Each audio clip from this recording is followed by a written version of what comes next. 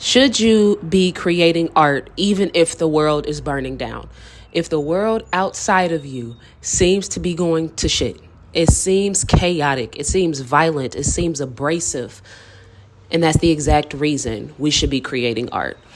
Now, I just finished watching a TED Talk, and not just finished. I watched the TED Talk about a week ago, and I was just in the house meditating a few moments ago before I came outside and decided to film this video. And it's because art is the exact reason that you should, like the world rather, is the exact reason. If nothing else motivates you to create whatever creation looks like for you, even if it's not art in the fine art sense that what we think of when we think of art.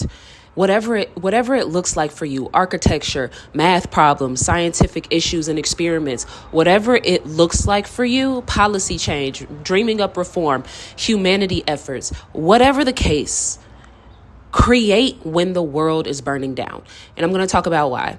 If you're new here, hello, my name is Ashia Joy. I am a speculative fiction author, writing her debut novel, documenting the process of becoming an indie author, self-published author. But I'm also a philosopher, and I'm also a mystic that studies like esoteric arts and spirituality and ancient spiritual systems and just the way that we move as humanity and as a society and how the consciousness efforts overlap in that.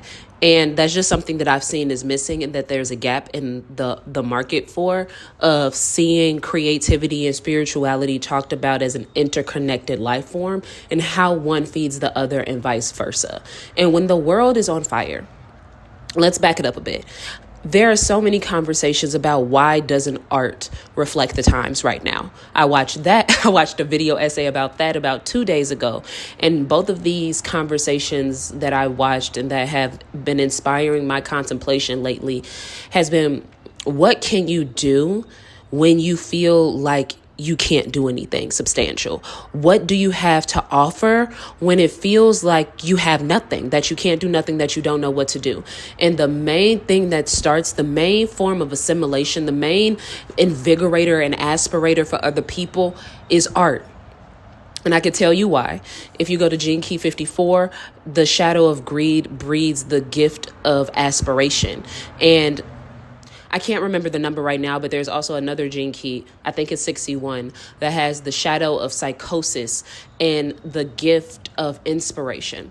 In both of those words, inspiration and aspiration. Inspiration is something that invigorates you from the inside. It breathes life into you. That's what inspiration means, breathing life into. Aspiration, on the other hand, means having breath given to you. It's something that you want to breathe into others. You want to breathe into another system. And so when you want to breathe life into the world, if you want to aspire to something higher, if you want to contribute at an altruistic pace, you want to give something to other people, you want to make a meaningful stamp and do something for them, is using your voice. I didn't watch the BET Awards, but I did see the clips of Doechii standing up, her voice shaking and trembling, holding her award that she's worked so hard for, and using that moment where she could have done anything else. She used that moment, her voice, to say something that meant something to her. That essence of speaking the truth even when your voice shakes. And right now we look in the world, we look in media, we look in literacy, we look in music, animation. What's being primarily pushed, what's being put in our faces. And this has apparently been happening for generations, since the middle 60s, based on what that video essay said, and some research that you could look into, is like how this has slowly become the landscape of what we deem as palatable, of how we create art, and the essence of diminishing art as a revolutionary essence, as a contribution, as a factor for change. Because art, I can tell you what it does. It reminds you of your humanity. It sparks something within you. It reminds you of an emotion you're feeling. It is connecting, because we have this ability to believe that we are alone in things. So it has the ability to connect you with other people that you didn't know you would be able to connect to in a multitude of different ways, on a multitude of different complexities, through a simple form of art. or architecture or media, or music. It's a reason that when you feel an emotion, you go reach for a song and listen to some music, or you dance, or you draw, or you color, or you come up with new ideas, or you build Legos.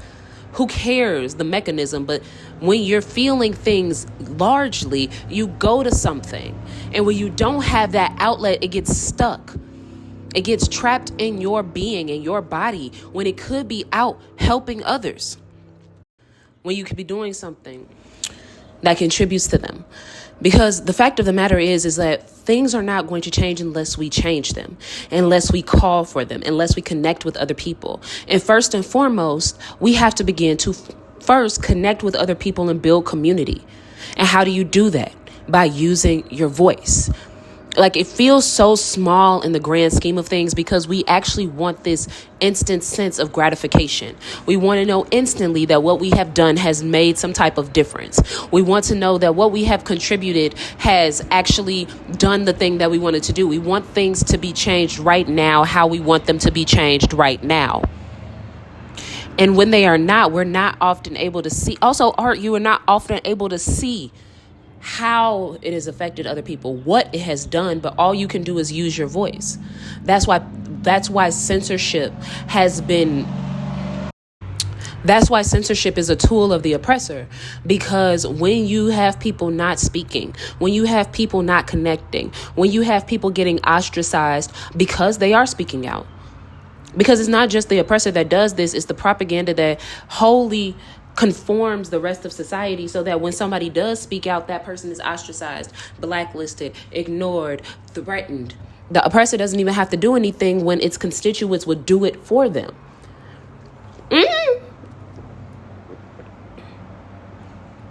A bird just flew over my head. When the world is burning down or seeming like it, that means that something is being destroyed. Because for too long, we've been on this sense of maintenance, this consciousness of just upkeeping what is in existence, this concept of flowing into the monotony and giving into that. And we had this huge disruption in 2020 that has made us push back and see that there is something else out there. And even in 2020, because that's the year I first started my YouTube channel, I made a video about how that needed to happen. And maybe I just got too nervous and scared and all of these other things. Is like why we're scared to use our voices, because we know the backlash that comes from that, the censorship and the active way that people go about trying to silence people who speak out against things. The active way that people have been erased from history because of how they use their voice and galvanized people to want change and to want something different. Like it's not hard. Even the people that we do know they were effectively silenced. And when you use your essence to create in the midst of destruction, you ensure that something will still be left standing when the destruction is over. You're creating something new. How? You can't believe that something new will be created when you yourself don't create. You can't stop creating just because things are on fire. You can't stop creating just because you feel hopeless. These moments of intensity are what should be poured into what you are building, creating, birthing, imagining. It should be a moment of catharsis for you and for the people that are going to interact with whatever it is that you're creating. And maybe nobody interacts with it, but you have some type of control over that emotional state and wave instead of letting it be manipulated by outside forces. Right? We have this unique ability to create no matter what the circumstances are, no matter what's existing around us, no matter anything, really. There is no obstacle in your way that prevents you from creating. Not one. And if you think that there is one, I want you to rethink that. Because I'm going through a multitude of different scenarios and a multitude of different people from a multitude of different backgrounds and hardships that still create. There are people that are going through active modes of warfare on their bodies, their personhoods, their being, their displacements, whatever the case may be, and they're still creating. They use those moments to create something. And so when art is not reflecting the times, is because of how effectively they want us to be silenced, how effectively they want us desensitized, how effectively they want us distracted. Because art requires presence.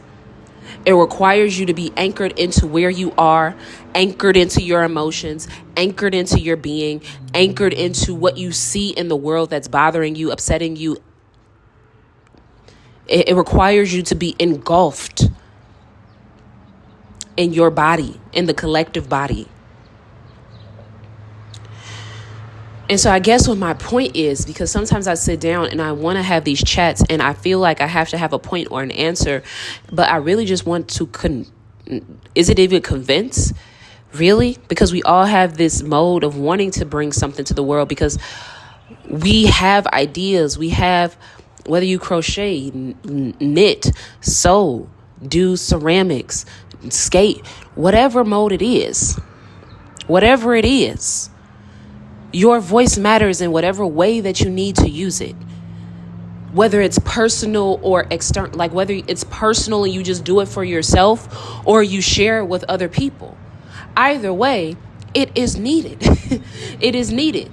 If you do it personally, it's needed because that's how you process your emotions. That's how you regulate your nervous system. That's how you anchor yourself into the present. That's how you allow yourself not to be manipulated. That's how you have your own freedom of mind. Because the state of psychosis is the state of no longer being able to connect with the world around you. That is the foundational definition of it. Which is why it breeds inspiration in the gift. When we go from the shadow of psychosis to the gift of inspiration, it's because when you're finally anchored into the world, you're breathing life into yourself. And if you could breathe life into yourself, you could breathe life into the world. It goes creation, maintenance, and then destruction. That is the order of any life cycle. Create, maintain, destroy. And so if we're in the middle of a period of destruction, then the only thing that comes next is creation. You don't destroy and then maintain. What are you going to maintain? The decay? No. Creating art when you are feeling whatever that you're feeling, like you have no idea what comes next. You have no idea what the world holds. You feel like you're in the middle of a shit show. What else are you supposed to do other than the only thing that you're going to be able to do no matter what? The only thing that is always certain is that humans, you and I, have the ability to create, have the ability to come up with solutions, have the ability to be resourceful in our ability. Thinking ourselves capable in our abilities.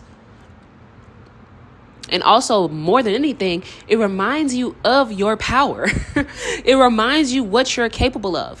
When you crochet something and you made it from scratch and you didn't know that you can do that, and then you gain a new skill, and then you do something else, and then you do something else, and then you create this thing from scratch. You birth this idea that you had. You are continuously being reminded of the power that they want to make you believe you don't have. And if you're reminded of the power that you do have, what do you think will happen? What do you think will happen on the grand scheme? It starts with you as an individual. It starts with me as an individual. But how does that feed the collective organism? How does that feed and bleed into our ecosystem if every single person empowers themselves and remembers their power? Remember that the only reason we are oppressed is because we've been in a system that has made us believe that we are powerless, so we just accept that fate. And what I've come to see is that while I'm writing this book and brainstorming other projects, and then I journal, and then I meditate, and all artists should meditate, and that's going to be a different conversation, because meditation helps extremely with your art, because you have to learn how to be silent. You have to learn how to sit still. You have to learn how to be present within yourself in order to birth this new creation. You have to learn how to alchemize and transmute the destruction internally and the ones that you're witnessing outside of you. It's the essence of how do you turn fear into love? How do you turn rage into resourcefulness? How do you turn blank into blank? And that's not an external project. It happens internally first. You feel the fear internally first. So internally is where it needs to be transmuted. Art, creation, creativity, moving that energy within you. It's called an emotion because it's energy in motion. So how about you move the energy? Move the emotion, move the rage, move the helplessness, move the purposelessness, move your agenda through you so that you can actually birth this vision into life. Because not creating does nothing. So you're already at the place where you feel like you can't do anything. So where else can you go other than doing something, creating something, moving something, whatever that something may be? I'm sitting outside and it's so like, this is the best way I can get the lighting because it's such a weird thing outside and my kids are napping. So I didn't want to wake them up with me talking so loud. Because when we get into this state of inertia, this state of apathy, this desensitized mode of indifference. Do you know how frustrating it is to talk to people in real life, like not through a phone, but talking to people in life and they are just going through the motions? They're so disassociated and disconnected, so indifferent. Indifference does so much harm because you don't care either way. And that's so harmful because it does nothing. It does nothing. It's not even a neutral stance. It's just nothing. It's nothing. There's no love. There's no hate. It's just nothing. And that does nothing. That is not useful either. And we have to understand that the things that we want to create are coming through us for more reasons than we just believe because we are creative and we want to create something. It's much more insidious, much more intentional than that. It is a sacred movement of your soul wanting to transform. What's the right word? Transform this gnawing ache in you into something else, into something beautiful, into something revolutionary, into something that can breed awakening, something that lasts through the times, something that captures the time that we're in. Like, history is not only found in a history book, it is captured in the moments where people create something based on where they are right now.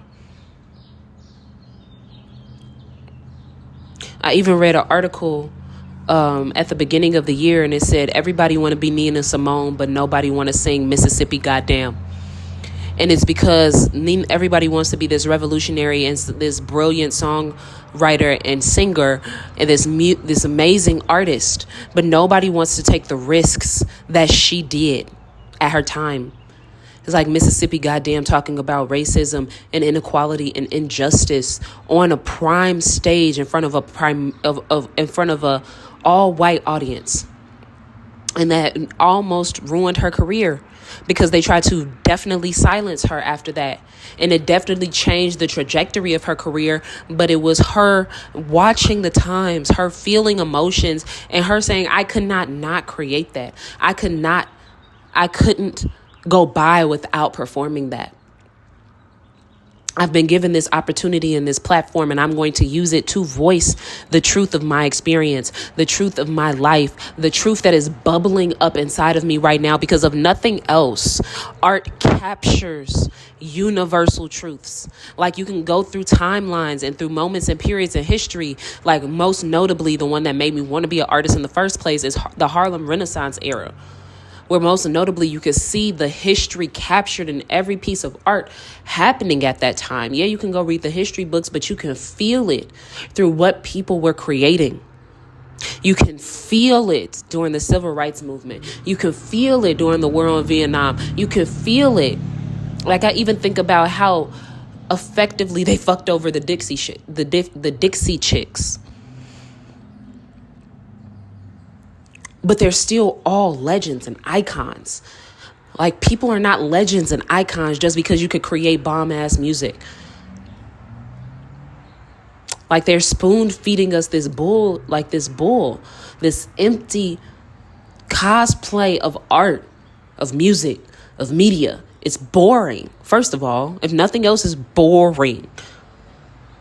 But also, it doesn't feel like there's anything we could connect to there, because they're not giving us anything to connect to. It's just watch and repeat of the same things that have worked in the past, but the censoring is not working anymore. The censorship is no longer breeding stories that can effectively dull you, because they're so boring, first of all. So repetitive. And this is in every industry for me that I've witnessed. And it's so, sometimes this is also why I was nervous to start a YouTube channel, is because often I don't always know what I want to say. I just know I want to talk about something, and I don't know how interesting that's going to be for you. I watch other video essays and people seem so organized and so like boom, boom, boom, bullet point. And that's just not how my brain functions. Like, I could bring up these certain points. I could even write an outline. But if I try to go by the outline, it's just going to feel so unnatural. It's going to feel stale, and like I'm trying to perform my ideas and cosplay my own perspective. So hopefully, if you're here right now, you're following along and this is doing something for you, and you're understanding and you're picking up what I'm putting down. And so, the theory. Back to the original point. Creating art. Back to my original point. Creating art in the midst of chaos is the most revolutionary thing you can do. It is the most captivating thing you can do. It is capturing the time and the situations you find yourself in. It is seeing the things play out in the world and recognizing all of the things that you want to change, all of the things you want to embody, all of the things you want to create and birth into the world, whatever that may look like. It is finding the fact that your power exists and you discovering what you are capable of. You discovering what you're able to birth and bring into the world. It is what you push out as sacred, and you see that sacredness manifest and personify into form. And then when you use your voice in this personal yet expansive way, and you start to realize how powerful you are, you start to sit and be present with yourself and the world, swimming in the void of the collective body, anchoring in and channeling the things that need to be birthed through you specifically. And you bring that into the world, and it connects to those who is meant to connect to, even if the only person it's meant to connect to is yourself. I need to emphasize that. Whatever your journey is, it's the act of creating, the act of birthing that is sacred and that matters. Whatever you do after that is up to you. But the act in and of itself is revolutionary. You sitting at home knitting, you coloring in a coloring book, you building blueprints, you gardening in your yard, you figuring out new recipes, you creating that song, that picture, that painting, that book, that short story, that short film, that script, that vase, whatever. Like, I could go through so many different forms, but whatever the case may be, whatever your creative path entails, venture down it. That is our intuitive pull saying, yes, come hither, this way, please. Come here. Come hither. Because it always takes you down the path that leads to collective prosperity when you listen to it. It leads to collective expansion. It leads to collective ascension, an aspiration higher than yourself, because you're embodying all that needs to be said and birthed into this world. It's not about fame. It's not about fortune, and that can come too, I guess. But it's about representing the times on a multifaceted level from a multi-different standpoints, from multiple different viewpoints. Capturing these moments through whatever form needs to be captured through. And how you will feel after that. How the world will benefit from that in the long term. We have to learn how to get off these forms of addiction and dopamine and feeling FOMO, like disconnect from the world. It's okay. Disconnect from being online all the time. It's okay. We have to come out of that world and come into our cocoons where we can create and transmute and feel this moment of catharsis where we're touching this higher essence of being and anchoring that into the world and bringing it through and manifesting and personifying into the form again and again and again and again. There should never be a moment where you stop creating, because when you stop creating, you stop being reminded of your power. Yeah, I think that's it. So thank you so much for watching this video. Thank you so much for staying into the end. And if you did stay into the end, please like, subscribe, leave a comment down below on what resonated with you and what didn't, your viewpoint on this at all. If you have one, these are usually just candid conversations for me. So I hope that they are informative. I don't know. Something that you want to listen to. Who knows? Who cares? I don't know how to say that. I'm just sharing what felt on my heart to share at this moment. So thank you so much for watching, and I'll see you guys in my next video. Bye.